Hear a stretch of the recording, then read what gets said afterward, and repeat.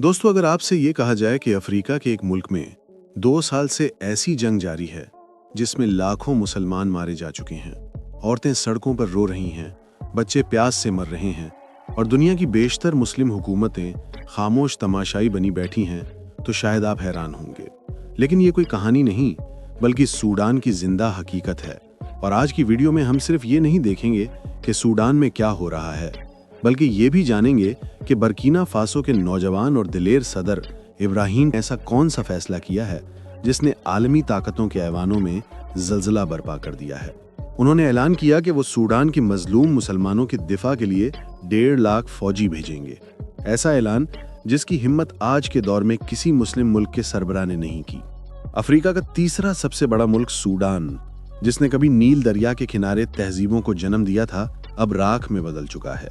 गलियों में लाशें, फिजा में धुआं और इंसानियत चीख रही है। ये जंग किसी दुश्मन मुल्क के खिलाफ नहीं थी, बल्कि अपनी ही लोगों के दरमियान थी। एक तरफ सूडानी आर्मी SAF थी और दूसरी तरफ रैपिड सपोर्ट फोर्सेस RSF, एक नीम फौजी ग्रोह जो कभी हुकूमत के साथ मिलकर चलता था, लेकिन जब ताकत बांटने की बात आई तो यही इत्तेहादी एक दूसरे के दुश्मन बन गए। जो लड़ाई चंद इलाकों तक महदूद थी, देखते ही देखते पूरे मुल्क में फैल गई। अब RSF ने सूडान के अहम शहरों पर कब्जा कर लिया है और आम लोग 2 वक्त की रोटी के लिए दर बदर भटक रहे हैं। हजारों की तादाद में बच्चे, औरतें या मर्द तो मारे जा चुके हैं या हिजरत पर मजबूर हैं। दोस्तों, जरा तसव्वुर तो कीजिए, एक माँ अपने 3 बच्चों के साथ तबाहशुदा इमारत में पनाह लिए बैठी है। ना पानी, ना खाना, ना दवा। बाहर गोलियां चल रही हैं और अंदर खामोशी, ऐसी खामोशी जिसमें बच्चों के रोने की आवाजें भी दब जाती हैं। ये सिर्फ एक खानदान की कहानी नहीं, ये सूडान के करोड़ों लोगों का हाल है, जहां लोग अब सिर्फ मौत के इंतजार में हैं। अक़वाम मुत्तहिदा के मुताबिक अब तक लाखों अफराद हलाक और करोड़ों बेघर हो चुके हैं। लेकिन हैरत की बात यह है कि दुनिया की बड़ी ताकतों और इस्लामी ममालिक की ज़बानों पर ताले लगे हुए हैं। अब सवाल ये है कि ये RSF इतनी ताकतवर कैसे हुई? ये फौजी साजो सामान, गाड़ियाँ, हथियार कहाँ से आ रहे हैं? तहकीकात के मुताबिक RSF को माली और अस्करी इमदाद मुत्तहिदा अरब अमारात से मिल रही है। बदले में RSF सूडान के सोने की कानों से खालिस सोना निकालकर UAE को भेज रही है। यानी एक तरफ इंसानों का खून बहाया जा रहा है और दूसरी तरफ सोने की तिजारत उरूज पर है। यही वो तिजारत है जो इब्राहीम तरवारे जैसे रहनुमाओं की ज़मीर को झंझोड़ देती है। जब सूडान के लोगों ने देखा कि उन पर जुल्म बढ़ता जा रहा है, तो उन्होंने मुख्तलिफ मुस्लिम ममालिक से मदद की अपील की, लेकिन कोई आगे ना आया। न सऊदी अरब, न मिस्र, न कतर, सब ने नजरें फेर लीं।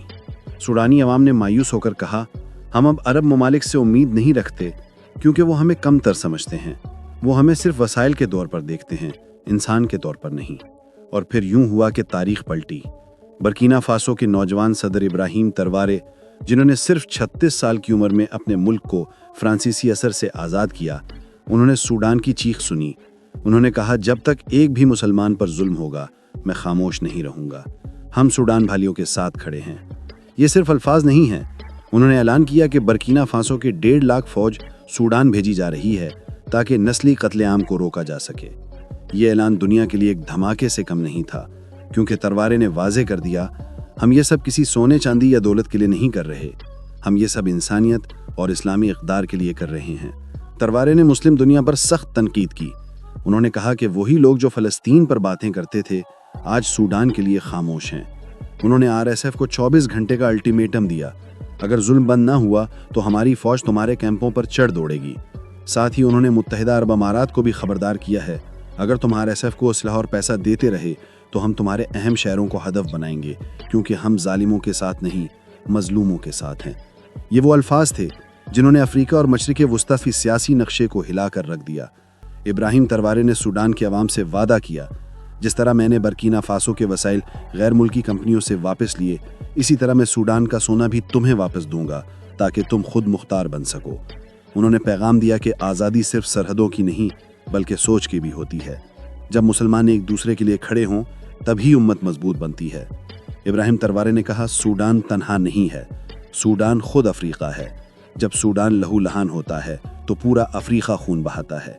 जब सूडान के बच्चे भूखे मरते हैं तो अफ्रीका का मुस्तकबिल भूख से मर जाता है। और जब दुनिया नजरें फेर लेती है तो सिर्फ सूडान नहीं बल्कि इंसानियत का ज़मीर भी थोड़ा सा मर जाता है। وہ کہتے ہیں کہ ہماری خاموشی ہمیں قصوروار بنا دے گی۔ دنیا یہ بات صاف طور پر سن لے، افریقہ سوڈان کو تنہا نہیں چھوڑے گا۔ ہم خاموش تماشائی نہیں بنیں گے۔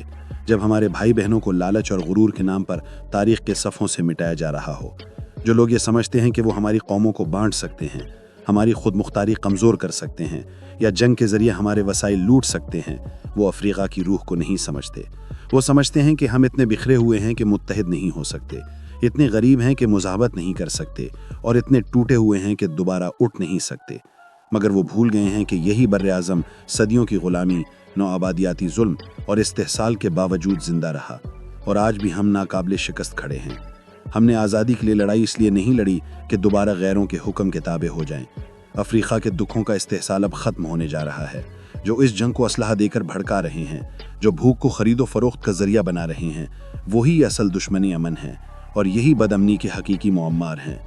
وہ کہتے ہیں کہ میں عالمی برادری سے کہتا ہوں، سوڈان کو مزید نرم بیانات اور کھوکھلی مذمتوں کی نہیں بلکہ حقیقی امداد کی ضرورت ہے۔